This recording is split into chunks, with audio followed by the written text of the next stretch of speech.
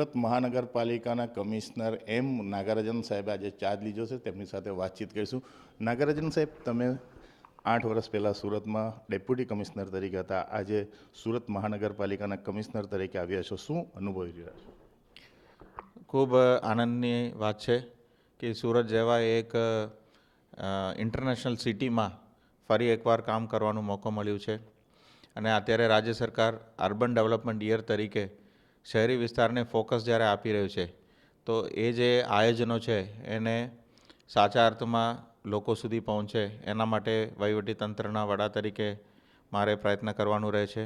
અધિકારીઓને પદાધિકારીઓની સાથે રહીને સમન્વયથી કામ કરીને લોકોને જે અપેક્ષાઓ છે, લાગણીઓ છે, એને આપણે સુદૃઢ કરીને પૂરું કરવાનું છે.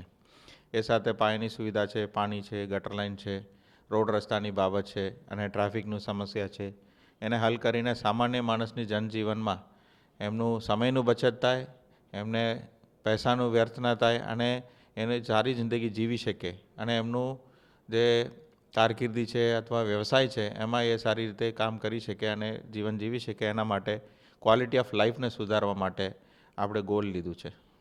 નાગરાજન સાહેબ, ઘણા વર્ષો પછી એવું થયું છે કે સુરતમાં જ ફરજ બજાવી ગયેલા ડેપ્યુટી કમિશનર હવે સુરત મહાનગરપાલિકાના કમિશનર તરીકે આવ્યા છો. તમે ફરજ બજાવતા હતા ત્યારે સુરત ખૂબ જ નાનું હતું અને આજે સુરત ખૂબ જ મોટું ડેવલપમેન્ટ થઈ રહ્યું છે. ઘણા વિસ્તારો સુરત મહાનગરપાલિકામાં સમાવેશ કરવામાં આવ્યા છે અને બજેટ પણ હવે વધી ગયું છે. 10,500 કરોડનું બજેટ છે.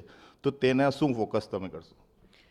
આપણે વિચારીએ તો સુરત શહેર, સુડાના વિસ્તાર અને જે આઇકોનિક પ્રોજેક્ટ્સ છે, outer ring road, dream city, high speed rail અને મેટ્રો, એ બધા થઈને સુરત એક અર્બન એગ્લોમરેશન જેને કહેવાય એવી રીતના એનું રૂપ લઈ રહ્યું છે. એવી એક વિશ્વરૂપ કહેવાય, વિશ્વકક્ષાના વર્લ્ડ ક્લાસ લિવેબલ સિટી એને કહેવાય છે. તો લોકોની અપેક્ષાઓ પણ એટલી જ હોય છે કે ક્વોલિટી ઓફ લાઈફમાં દરેક વસ્તુમાં સુવિધાઓ મળી રહે, પાયાની સુવિધા પણ મળી રહે અને એડવાન્સ સુવિધાઓ પણ લોકોને મળી રહે, સેવાઓ મળી રહે, ડિજિટલાઇઝેશન થાય અને સેફટી સાથેનું અને ક્વોલિટી સાથેનું કામ થાય, એ લોકોની અપેક્ષા હોય છે અને એ જ દિશા ઉપર વહીવટીતંત્ર કામ કરશે.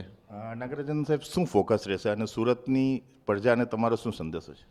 આપણે બેસિકમાં જોઈએ તો પાણી, ગટર લાઇન અને રોડ રસ્તાની સુવિધા, પાયાની સુવિધા જે નવા વિસ્તારો આવી રહ્યા છે એની અંદર આપવાનું થાય છે. બીજું છે કે લાઇવલીહુડ, લોકોને એમના વ્યવસાય સાથે અને કામગીરી માટે જોડાવા માટેનું પ્રયત્નો આપણે કરવાનું છે.